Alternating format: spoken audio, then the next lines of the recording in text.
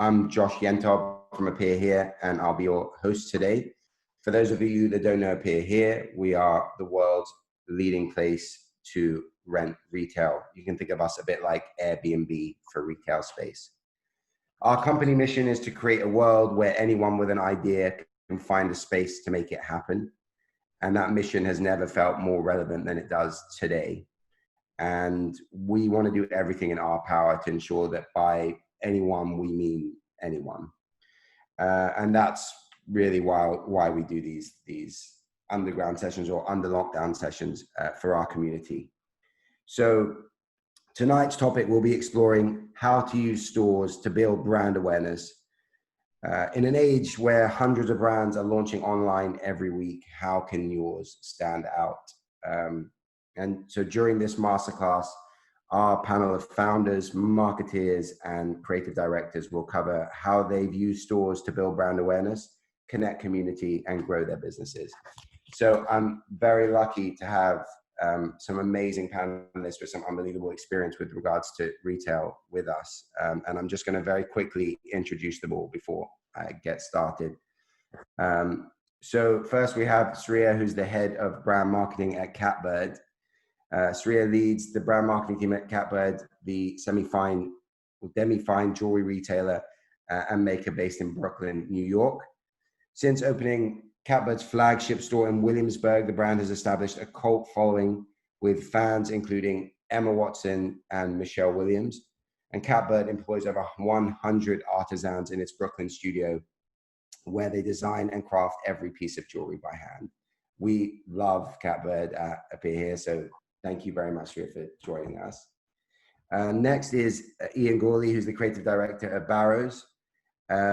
He's the group creative director, a retail experiences business that is part of the WPP advertising group. Barrows has about 500 employees spread across 3 operating companies. And as the group's creative director, Ian's focus is on key strategic projects and new business development. He's been with Barrows since 1996 and has worked in all their offices around the world. Currently stuck in South Africa or placed in South Africa, let's say. Easy. I'll take both options, mate. Good.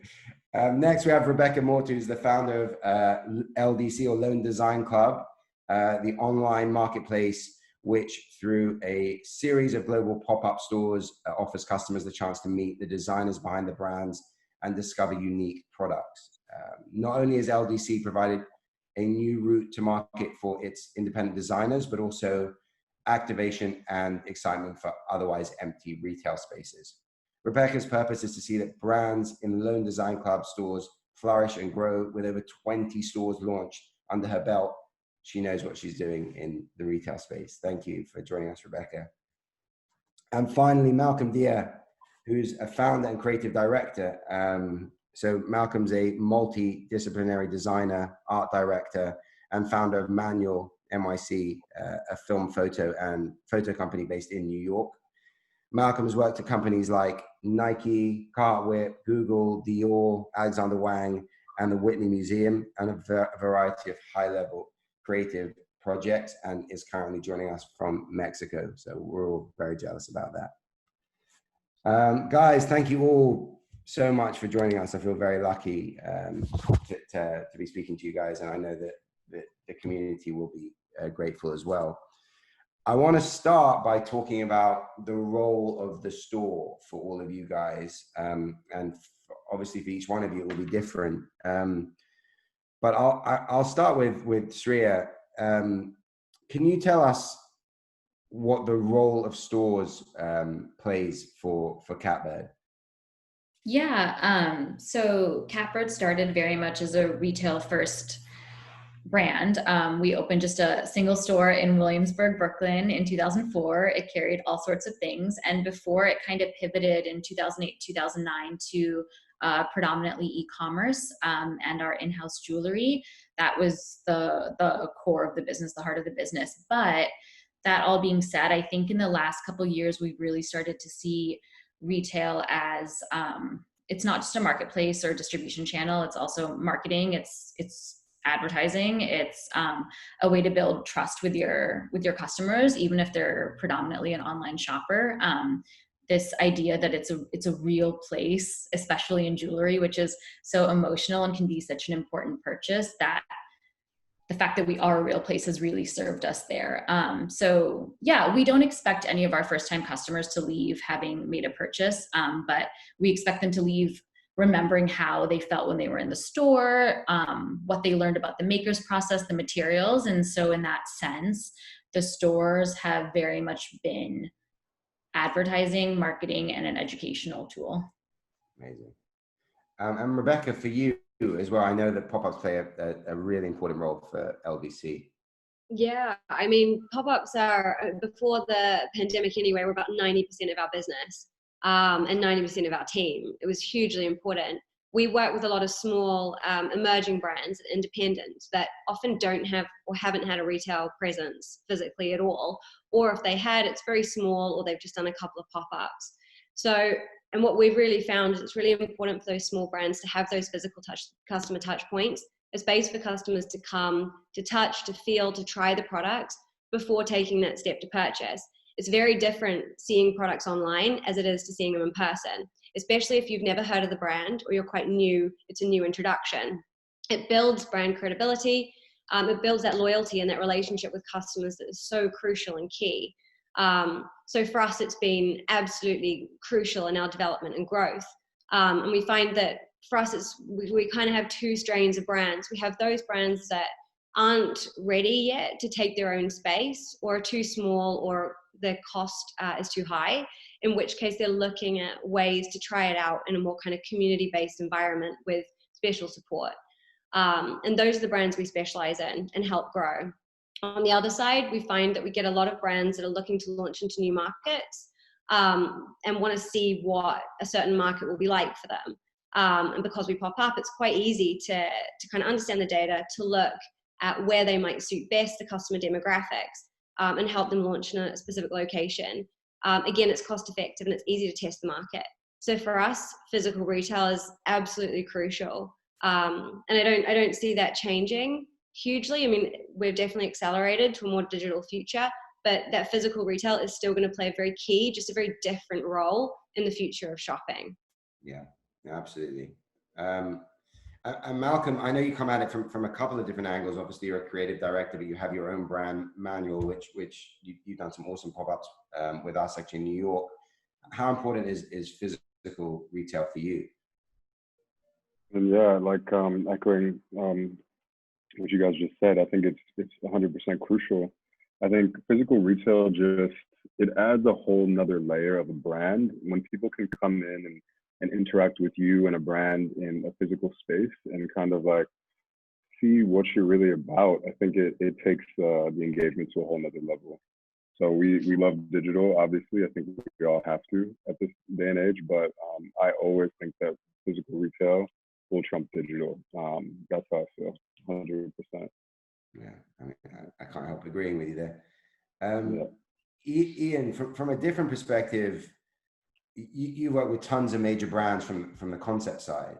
How has the role of the store changed for brands that you've worked with over the years?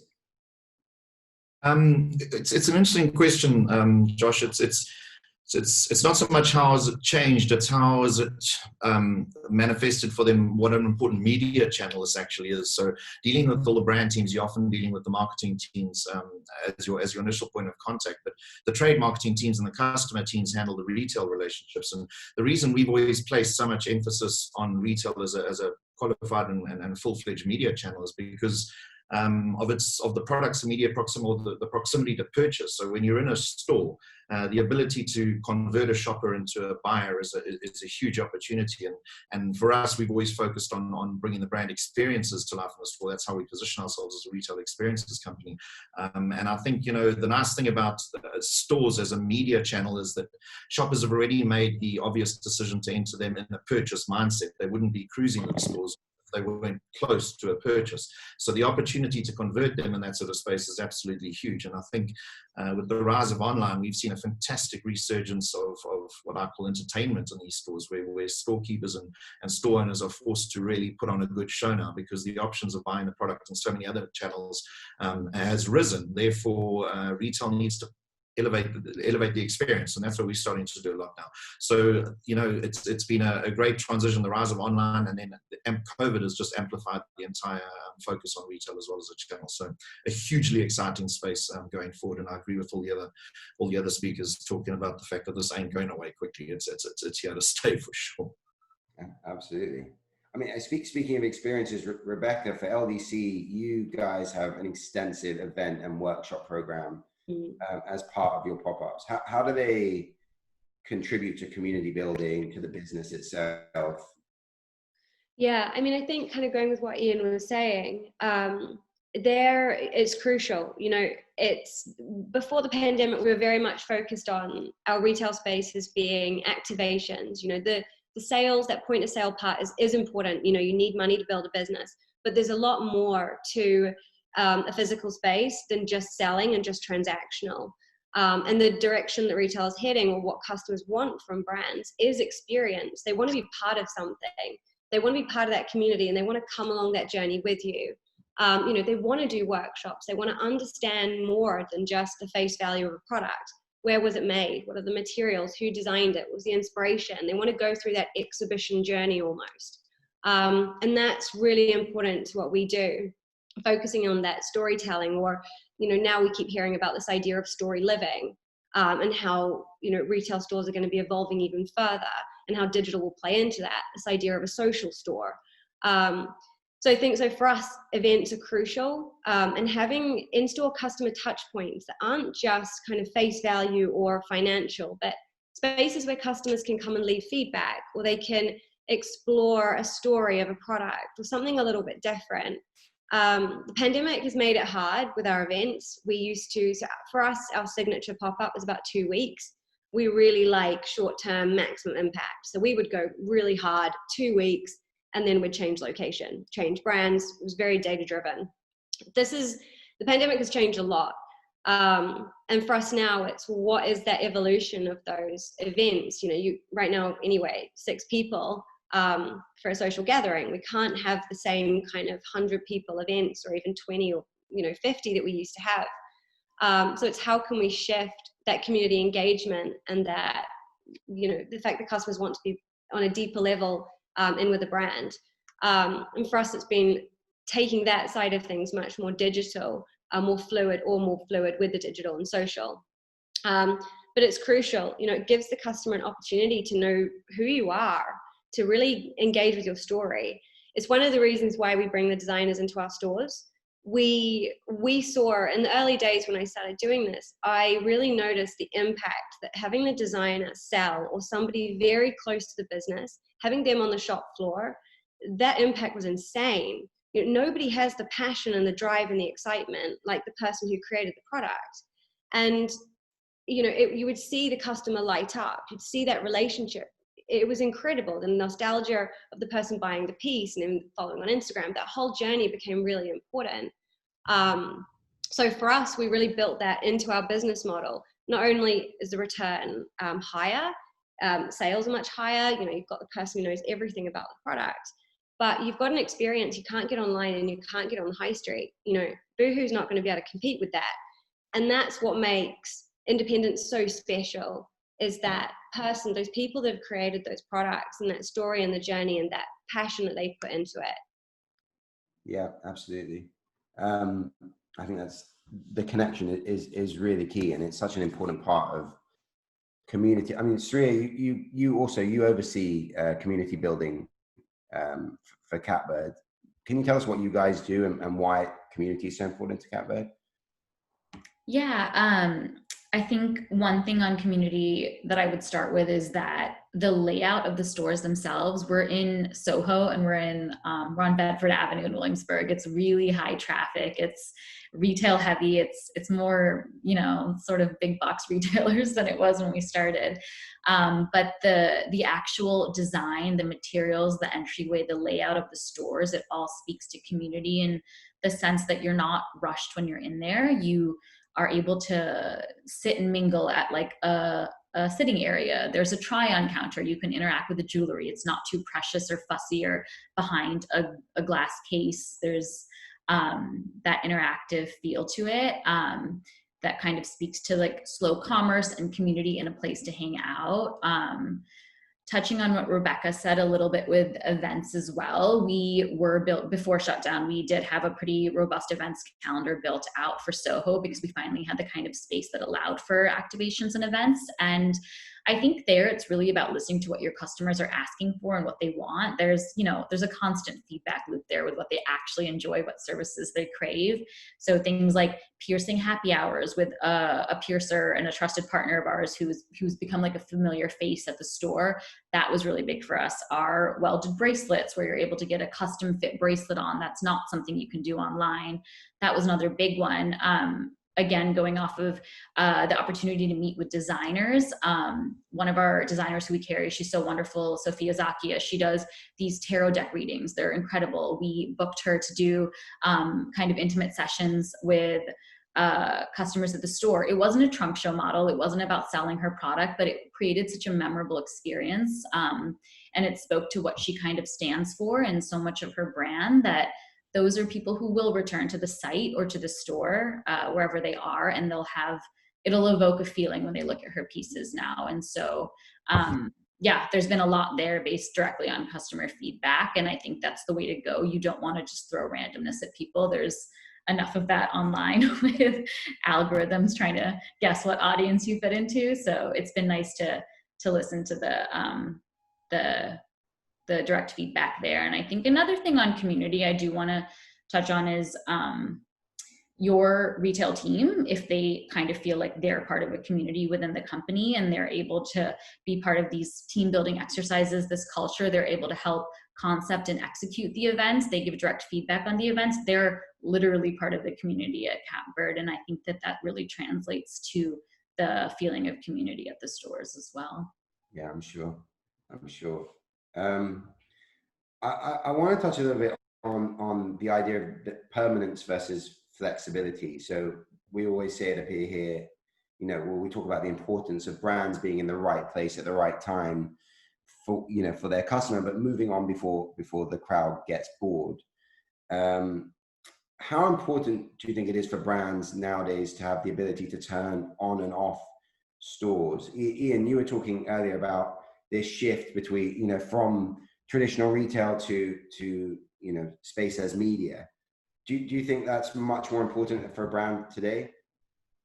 Yeah, absolutely. In more ways than just brands and retail. I think it's almost like a life statement.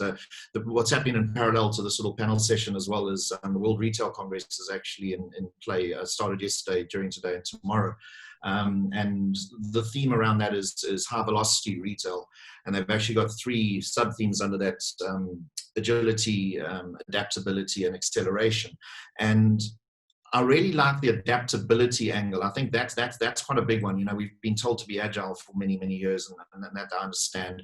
COVID has thrust a lot of organizations into a sort of an acceleration of their business plans, and we see a lot of 5-year business plans becoming 1 year or 6-month even business plans. We've certainly gone through that sort of shift ourselves. But the adaptability thing for me is absolutely huge, and we place a lot of emphasis on that in our business as well, as the concept of prototyping something, trying, failing, learning, and trying again. And I think that's what the concept of pop-up and small box retailing allows you to do, is you can try something out, you can test, you can feel it. I often talk about brands as people, and just like you like meeting people and hanging out with them and knowing what sort of brands they're into, retail allows us to do that. And you can meet people online, and there's a lot of that going on, but ultimately you ask the question, let's meet in public, or let's meet in person, and you want to engage with a person on a person-to-person basis. retail's the same and brands are the same. And I think, you know, it's you're not necessarily always hunting the purchase. Very often it can just be immersing yourself in your experience and enjoying it. And I think to the point that one of you were making is that, I think it was you, Rebecca, saying how, you know, you put a designer, the person that's created the product, into the space, and the consumer immediately feels a much more of a personal connection.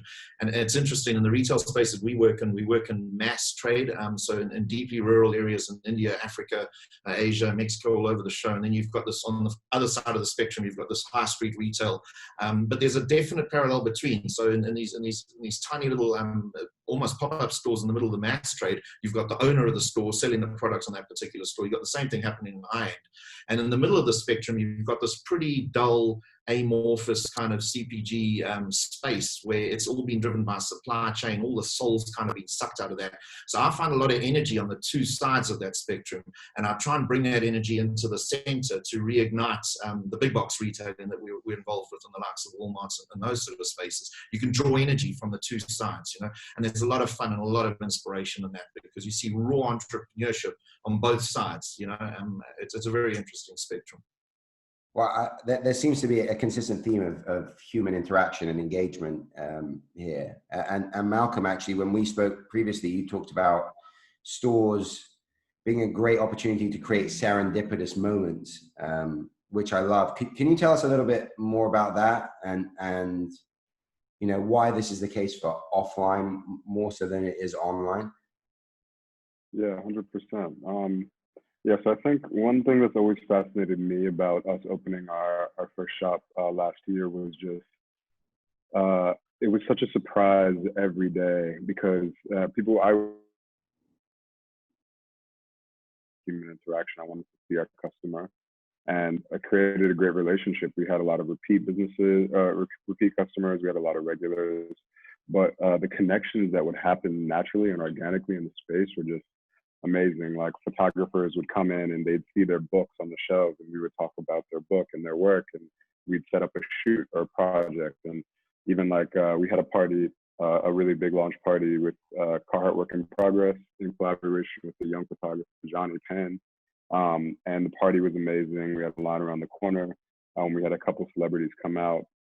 It was really cool. And then the next morning, I got an email from Sotheby's, from the VP of their art partnerships, and he said he was driving down Delancey Street past the shop during the party, and he emailed his assistant immediately, like, what is the shop and why don't I know about it?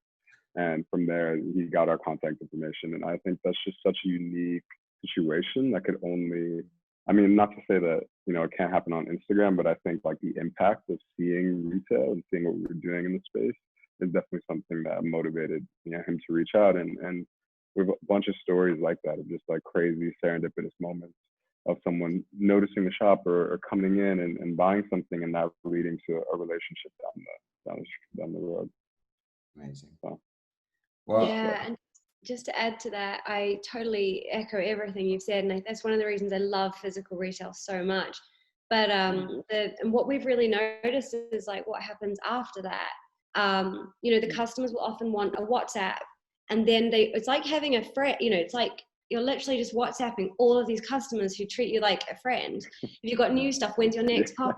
I saw this designer, can I have this? And you're like, oh my gosh, this is a lot, you know. You just suddenly, like, your WhatsApp blows up with people using you as like the touch point between, you know, trying to buy things, or, you know, and it's amazing. And that whole personal kind of shopping service comes so valuable, and building that lifetime customer journey. For sure. Yeah. I mean, we know, obviously, you know, we know the importance of online as well. And now I think it's impossible to look at them separately. Sriya, from Catbird's point of view, how do you guys use physical locations to inform digital strategy? Because obviously you guys started as a physical location. There was no website at the beginning, right? Yeah, I think it's a huge research and insights tool for us, especially now with the stores being not fully operational. The feedback that we've gotten from the retail team and our in-store customers on any just stumbling blocks, friction points, really common questions that come up, we can translate that to on-site features, whether that's a sizing guide for the jewelry, or it's a featured block on certain materials or a product or a designer that there's a lot of interest in.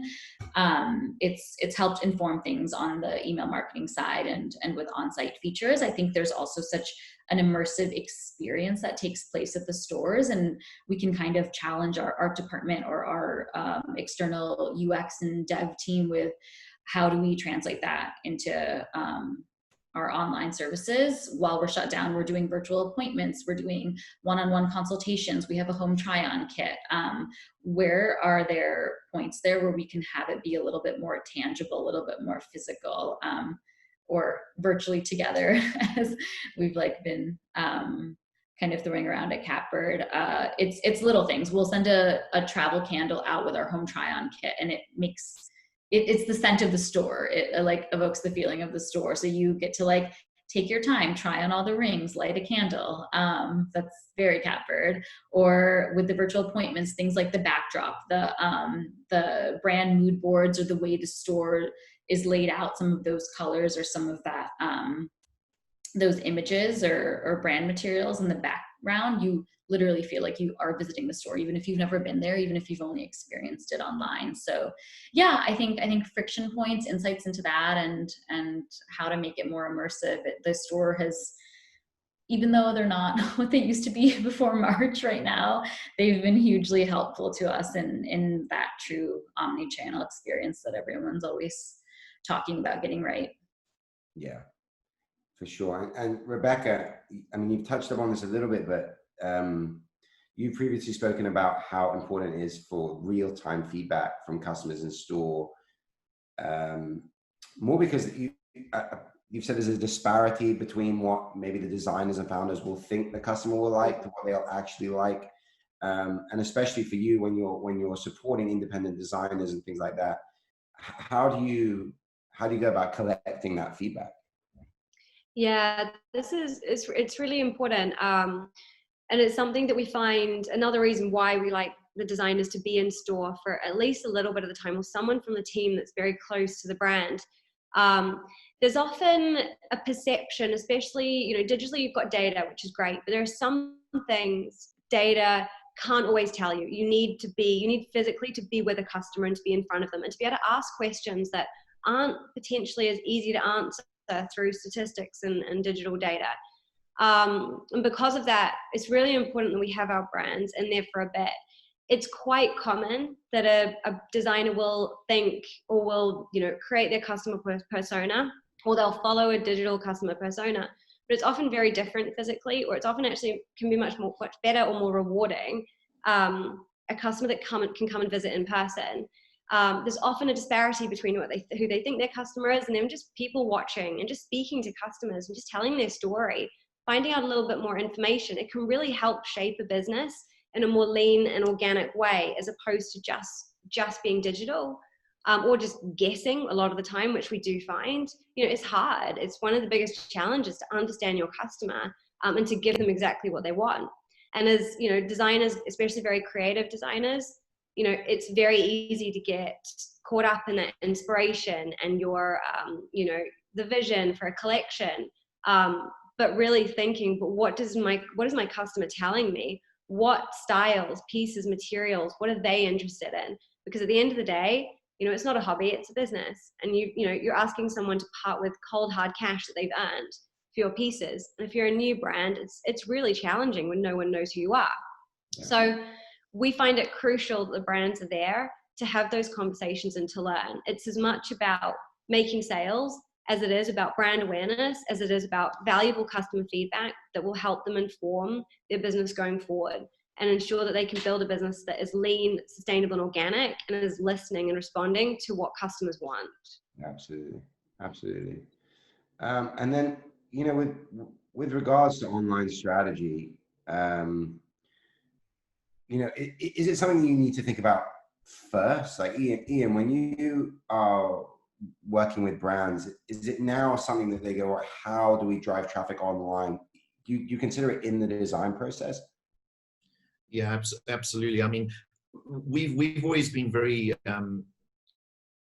focused with ourselves to not drift into an area that is not our sort of swim lane. Digital and social is not our swim lane, but it's a hugely important part. And I often find it funny how people talk about their offline presence and then they put offline down and then they come and talk about their online presence and what are they doing online and media and stuff like that. And they're missing the fact that the two, it's not like they're touching, they're absolutely infused now. So you've got, the new Burberry store that's just opened in China. It's actually just a pure digitization of the bricks and mortar space. So people are spending a lot of the time online in the store, and you've got your staff that are so much more digitally enabled now, so they can reference information. We've seen shoppers around the world in the last sort of 10, 15 years, particularly the last 5, have, their knowledge levels and their education levels are shot right up. And what really frustrates them is when they come into a store environment and the person looking after them in the store doesn't know about the products, or doesn't know how this cream works, doesn't know about that, because all that information is available online. We actually refer to that as the experience gap. You can have a really good experience online and understand everything about a product and go through all the variants. And you come into the store, you know exactly what you want. You want this one, this flavor, etc., etc. And you come into the store and the store assistant is surprised. They haven't even heard about the launch. And that's a huge fall off in your brand. So we're doing a lot of work with brands to make sure that the experience the shopper feels in the store is parallel or better, or at least complements what they've experienced offline. So we do a lot of work with agencies that specifically focus on the online and media, so that media side of it, and make sure that reflects in retail as well, which is interesting and hard work because the online space moves so fast. So the products that have been launched on social media and the conversations that are happening on social media, how do you mirror those in physical retail? And that's why we started to get a lot more into what we call in connected store and digital products and digital screens in stores, so we can actually mirror the experience that's happening in online. Super exciting space to be moving into. Yeah, it is. There's something I love here. That there was a recent report by Google search analytics firm SEMrush, which showed a correlation between the loss of bricks and mortar locations of brands with a decline in our ability to remember the names of those brands while looking online. So if you have no physical space, you're not going to be able to remember the name. Malcolm, you've worked with tons of brands, and you obviously have your own brand as well. Why do you think that physical experience is so important in the brand building itself? Yeah, I mean, it's an interesting question. I think for bigger brands that have really established e-commerce channels, I would say it's a little bit less important. I think for younger brands that are just starting out, I think it's like wholly important. I have a lot of friends, even a couple friends of mine run a brand called Like It. It's a furniture shop in Brooklyn, and their only presence is through Instagram and their brick and mortar, and their brick and mortar is 100% crucial. And I'm sure that they could have a brand run solely on Instagram, but I know for a fact that their sales are through the roof, especially during COVID. Like, they opened their new shop in the middle of COVID, and they're doing better than they ever have before. So yeah, I just think it's crucial, even as digital takes off, even as Instagram grows, even as e-commerce grows. Even for us, we're growing our e-commerce during COVID 4 times what it was last year, which is amazing. But we're still planning out retail, like retail in LA, retail in New York, retail in Tokyo, and London, just because we know that we need those physical sales channels to create the culture and community that we want, and to create the user base that we want. And it just can't come solely from e-commerce. No, that's how I feel. Yeah. No, that's right. I've got another quote here. Well, it's Doug Stevens, basically, the retail guru, he's referred to as, argued that retailers must stop measuring stores as a distribution channel and start measuring them as for what they are, which is a media channel. The quote is, "To put simply, stores are measured wrong, and all in-store retail metrics hinge on sales per square foot. It's about sale of product, and that's not seeing the full picture." I mean, a couple of you guys, Sriya, how do you guys measure the success of your stores? Is it all on sales? Do you guys look at you know, the difference between the customers in store or out of store? Do you have a way to do that? Yeah, we certainly track return users to the store, how many customers we acquired in store first. We track all of those top line metrics, but I want to say again, if you're going to think about the store as both a distribution and a marketing channel, we just as equally value the anecdotal things we hear from our retail staff at the end of the day. How many people felt, you know, a frictionless, great experience at the store. They felt welcome, they felt celebrated, they found everything they needed, or they left with all the information they needed to go peruse online or look at our Instagram after. And yeah, what were the friction points? What was the discomfort? I think that those are all, yeah, equally important. And I think the foot traffic, we just got a traffic counter in our Bedford Avenue store, but that does matter. I mean, if you're gonna, you know, you're gonna measure the number of impressions you get on an advertising campaign. And so if the store acts as that, let's look at that. Let's look at drop off. When is that happening? Why is it happening? What times of the day? And another way of measuring it in the store, I think a big thing for us is our regulars. That's something that means so much to us, and it always has. People who are local to the neighborhood and always come in, whether they're looking for a gift or they just are coming in to say hello, that's not ever going to not be important. Yeah, just that personal relationship. Yeah, for sure. I mean, actually, that's an interesting topic in itself, the sort of tailoring the stores to local markets. Like I think you had said, you know, the way things are built, and you know, Aesop is a great example of someone who really tailors their stores to the spaces that they're in. Ian, no one size fits all. Yeah, that's for sure. And the comment that you just raised, that question, that's a question as old as time in the game that we're in, because it's marketing versus availability. So everybody thinks that marketing happens over here, and the job of the store is to make sure the product's available so the shoppers who've been dazzled by the marketing can go and pick it up off the shelf and take it away. And sort of in the game that we're in a little bit, it's not so much the high street stuff that we're talking a little bit about here. It's also your big CPG stores and whatnot like that. But the reality is you've got two different teams. You've got the marketing team, you've got the trade marketing team, or the sales team. Sales team measured on sales, marketing team measured on equity.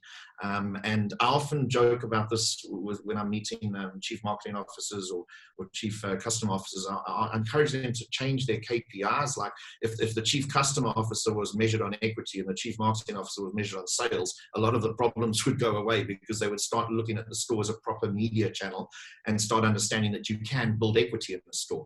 But a lot of marketeers have got conventional metrics that they can measure: TV, radio, out of home, etc., etc. It's very hard to measure anything really in the store other than sales. It's quite hard to measure how many people have been moved to a purchase, or moved that you could write off that as marketing spend. And it's normally banked over on the trade marketing and sales teams. But I think more and more we're coming around to the fact that we're actually starting to put a lot of cameras into a lot of displays that we're putting into stores, and we're starting to track our movement and watching our shoppers behaving and moving and engaging. And it's starting to develop a metric now which has been picked up very quickly by a lot of our clients, because a lot of them can unlock a lot of cash and marketing spend as long as they've got something that they can show the rest of the company to prove that it was a good investment and they can show an ROI. But it's changing, and I think it's changing for the better. And I'm quite confident that the rise of online has actually increased the experience that we're starting to have in stores. And I think it'll happen naturally and it'll come around. But yeah, it is an old metric, and it's a bit of a broken metric, I think, but he has to change in the time. Yeah. Rebecca, you guys have a slightly different way, I guess. You want to track the success of the stores, but also for your designers, do you have a specific way to do that? Yeah, I mean, I think it's a lot of everything that's kind of been discussed. We track in a couple of ways. We track for the business as a whole, but then also we have each brand has a specific targets, or they're interested in building different avenues for their business. Some sales and some more marketing, brand awareness, customer feedback, product testing. It could be anything. What's important for us is really understanding each pop-up we do, what it's getting to grips with who is the customer at that store, who are we trying to target, and then who was it, and nailing down exactly, looking at what products, what brands, what price points, what was the sweet spot across all these different areas. And then for us, because we pop up, looking at how we can replicate that, or how we can learn from that to inform future pop-ups and help give that brand to give the data, to brands, to help them understand a bit more about the correlation between, all of those kind of aspects. It's interesting. One of the things, so we track a lot of the stuff that's being talked about. One of the things that we're starting to track is in-store customer journey through smartphones, QR codes, and things like that. It's something that obviously is very big in Asia, and it's never really taken off in the West. But what we're starting to see is customers engaging more and more with things like QR codes. WhatsApp for us has increased hugely. But also people understanding, or customers here anyway, engaging a bit more with QR codes and that digital side. And QR codes are great because you can create an absolute unique link and really know so much about a person that scans, as much as where in the shop was the QR code that they scanned, what was the copy that persuaded, all of that data, which is actually really helpful for us to not only understand what people are actually really interested in learning about from us, what copy do they respond to, what are the stories that they really want to hear, what is enough to tip them over the edge to make that scan and to learn more. And it's something that we've been doing a lot on our store windows. It's been interesting. We've done a project recently in Cardiff, not somewhere that we ever thought we would pop up, but it's a relationship with the landlord we have. And strangely, it's overtaking London in terms of scans and in terms of digital customer interaction, which is bizarre. We were setting up the stores and we were thinking, Cardiff, Wales, this is going to be a cool activation. It's marketing. There's a much older demographic here. But interestingly, it's, compared to London, it's spiked hugely. And it's really helped because we've not only our online sales have gone up in Wales and in Cardiff, but the conversion rate of that local customer, just being able to see products through the windows and being able to scan and to read, the stores aren't even staffed. They're just window activations with QR codes on them. But that engagement and that conversion from those stores has, I think, tripled or quadrupled with those local customers, which is crazy. Amazing. I mean, that is really taking advantage of the shifts in the time right now. And that's sort of the last subject that I want to talk about before we get on to any questions. Again, if you have any questions, submit through the Q&A at the bottom. I want to sort of talk about retail's renaissance, like the future, what's going to happen with obviously stores having heavy restrictions for most of this year. Many brands have gone back to the drawing board to reimagine the role of retail post-COVID. I'd love to hear, some of the changes that you guys are implementing. Obviously, Rebecca,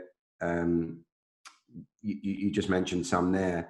In terms of your retail strategy as a result of the pandemic. Sriya, I know you mentioned a bit, but how have you guys adjusted with regards to COVID? I know you mentioned actually before sort of shifting retail staff to different roles and online consultancy, that kind of thing. Yeah. E-commerce is a larger part of our business, but retail is certainly not insignificant. And we know that it feeds a ton revenue and traffic wise to the shop. A lot of customers will research things online first thoroughly before coming in, or vice versa. So we're committed to reopening the stores, but we want to do that in a safe way. We want to get feedback from the retail team. So it's a difficult conversation. It's not something that has a clear solution to it right now, and it's evolving and there's trial and error to it. Right now we are keeping Soho closed, but we opened up Bedford, and it's, taking our cues from how innovative the restaurant industry was. We have like a little pickup to go window with plexiglass, and you can have curbside pickup there, order it online, and 1 to 2 days later, it's pretty seamless. You can pick it up. We've got a QR code, you can scan it, and there's a quick menu of 15 items that are cash and carry. We'll add a couple of our best sellers, our volume driver pieces from the Catbird jewelry line to that in time for the holidays. And so you can shop the jewelry a little bit more impulsively or just as you're walking by without having to order online first. And those are solutions that work right now, but it doesn't address people who really want a more personalized one-on-one experience with one of our gemstone experts or someone from our retail team. We're still not allowing foot traffic in. And so that's part of the evolving process is, can we do one-on-one by appointment at Bedford or Soho? Can we allow a couple people in at a time? How do you sanitize between appointments and keep everyone safe and keep it feeling good and not rush anyone in and out, because that's something we've been against forever. So yeah, it's nice to see that we've been able to adapt, but it's not fully solved yet. And we're in holiday already, so that's going to be a fun challenge. Yeah, definitely a fun challenge. It's ever evolving, as you said. Yeah. Ian, from a design perspective, how are you guys looking at it? Oh, it hits us, and obviously a lot of our clients are either brands in retail spaces or retailers themselves. So we scrambled the jets very quickly. I mean, the first thing we started doing was making protective screens that we started putting on counters in stores. And we've got a production facility in our South African operation, and we managed to swing all the production lines immediately to producing PPE equipment, which allowed retailers to keep in action. And everybody spoke about the frontline workers being nurses and doctors, and full kudos to them. But I tell you, there's another frontline that was retail that kept open and kept trading as well. And you can imagine a cashier or a teller how many shoppers they see in a particular day. So our production facility swung completely into a PPE production facility, which gave us an emergency certificate, and we could stay open and trade. Things we started doing and mixing up, which was quite interesting. Number one, we started to sweat the queues, because there were queues outside stores coming in, and people were standing there. Now you've got a captive audience in the queue, so we started boosting Wi-Fi into the queue so we could start telling shoppers about deals that were happening in the store before they could get into the store. And if they engaged in the queue on the Wi-Fi, they could get a coupon off or a discount or a promotion. So make sure that everybody's obviously on their mobiles in the queue, but make sure that you can tell them that there's free Wi-Fi where they're standing, and how can you bring that in. So we accelerated that pretty quickly. Another big one was diffusing crowds. So areas that people normally bunch up in stores around fresh produce and things like that, how do you diffuse that? So do you set up sort of mini checkout points throughout the store, or checkouts on the arms and stuff like that, so the cashiers can check you out if you've got smaller baskets, so you're diffusing pressure around the till points. Another big one was we saw the crash of malls. People just didn't want to go where people were. So what's happened is they deserted malls and went back off to the small mom and pops and the smaller stores, which was really cool. So we saw this resurgence of small stores that always were lamenting the rise of the big strip malls and everything like that. And suddenly the light was back on them, because there would only be a couple of people cruising around the local down on the corner versus the thousands of people going through the mall. So everybody wanted to get away from that. And then the other thing that was a very interesting thing, we talk about how shoppers have had to relearn shopping, so to speak, but also the store staff have had to relearn shopping. So the customer journey changed completely, because the customer journey started the minute you set your foot out the vehicle in the parking garage, and stood in the queue, went through the store, queued before checkout, and then exited. So how do you train the staff and the shoppers about this new space that they work in? And because they needed to be on a par, there were a lot of friction. You can imagine shoppers super nervous and the store staff not trained. So there was all that sort of stuff going on. But the one thing that I'm really taking out of it that I'm super excited about is this rise of smaller retail coming. It's starting to expand now really, really nicely, and giving the smaller stores an opportunity, and diffusing away from those big sort of soulless malls that you see so much of. Yeah, absolutely. So before we end and get to a couple of questions, I just wanted to ask all of you really sort of quickly. We're in a place where many brands are starting from scratch. If we can reimagine what retail should be for this new world, what do you guys see? It's a very light and easy question, obviously. Ian, I'm going to start with you because you're on my screen. What's the new world of retail looking like? new world of retail is high entertainment. You know, we've always positioned ourselves as a retail experiences company, and we've had to push that quite hard. And everybody's been, you know, poking fun at us, going, "Oh, your online's going to turn your business upside down." Quite the opposite. I think the future of retail is just imagine Broadway in New York City. It's entertainment 101. And I think the mix up of various things happening in stores, multiple uses of a single store. So don't just be one thing. Lululemon do it quite well. So in the evening, the store fixtures move away and they do yoga classes in the store in the evening. So multiple functions of a store, community interaction in the store. It's not just a place the store owner owns. It's a place the community owns. And how do you sweat that? And how do you get bang for your buck? It can be open at 4 in the morning. It can trade until it's and then 7 o'clock in the morning, then trade till 5, and then from 5 until 8, it can be a mini pop-up bar, restaurant, art gallery, etc., etc. But the thing shouldn't close. And then between 11 at night till 6 in the morning again, it can be an internet cafe. You know, but that's what I think retail is going to be about: highly functional, sweating the space, entertain. That's if I have anything to do with it. Amazing. Malcolm, what about you? What are you guys looking to do at Manual? What are you looking to the future for? Yeah. So I was about to say, I think there's definitely that avenue of retail where, you know, you're gonna have to grab people and you're gonna have to give them a reason to come to you, right? I think there's another channel that retail is going to try to solve in the next few years, and it's going to be about really serving the communities that these shops are in, to a point where not just surface level. Like, I feel like it's going to be a commitment to, you know, helping educational programs with kids around the schools, or like, you know, really giving back to your community. And I think it's just something that has been bubbling up this year, especially seeing the protests from George Floyd, seeing people come together around COVID. I think brands are going to have to start to take real responsibility in the communities that they serve. So I feel like I see retail as a hub for that as well.